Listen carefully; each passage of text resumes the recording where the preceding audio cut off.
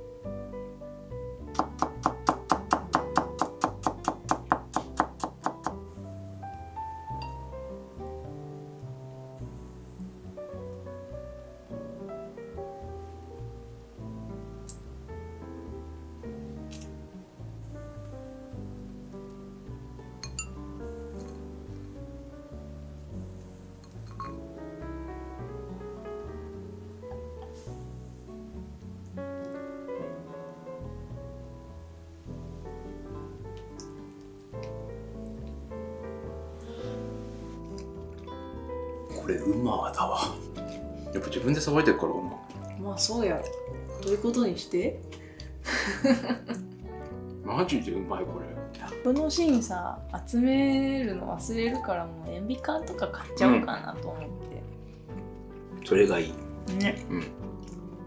本格的に来年はみょうが竹を作ってみましょめっちゃ出してね。う。ちょっと玄関前が変なことになる。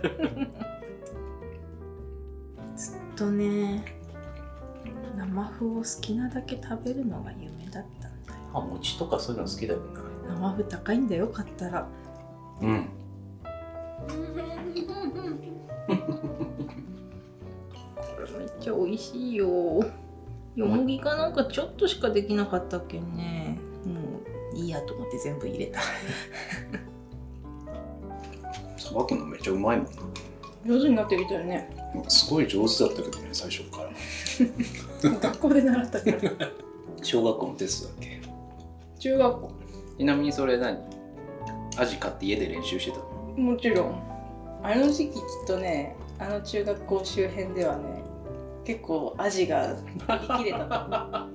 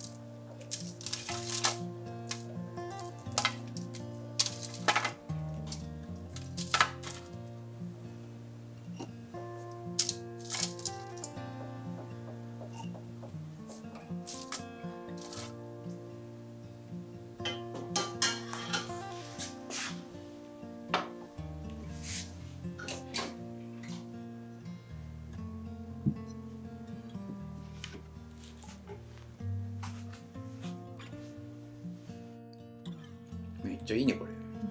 味仙風の味付けだわ。そうね。これ作るといつもそういうよね。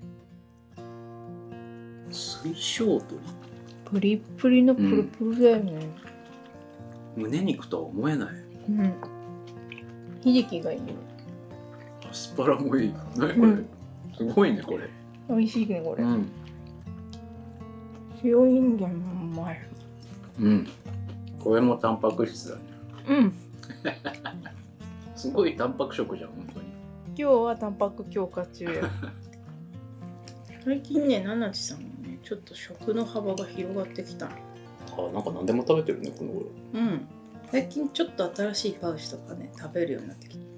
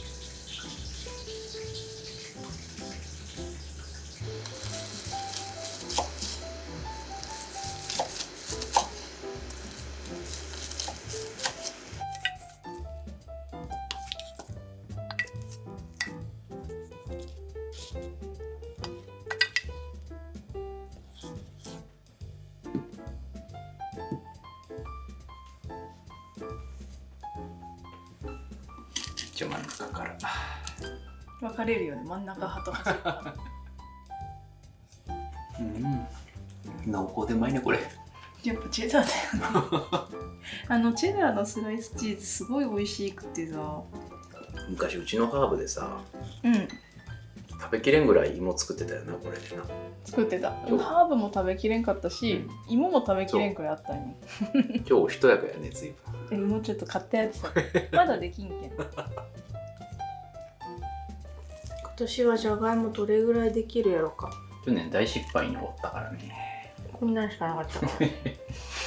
今回でも普通のじゃがいもだからいけんだよね。うん、そう思うよ。何にするのが美味しいだろう。新じゃがのコロッケ。あれちょっとテクニックがいるね。ほいほいほいほい。すごい水分量だったよねあれ。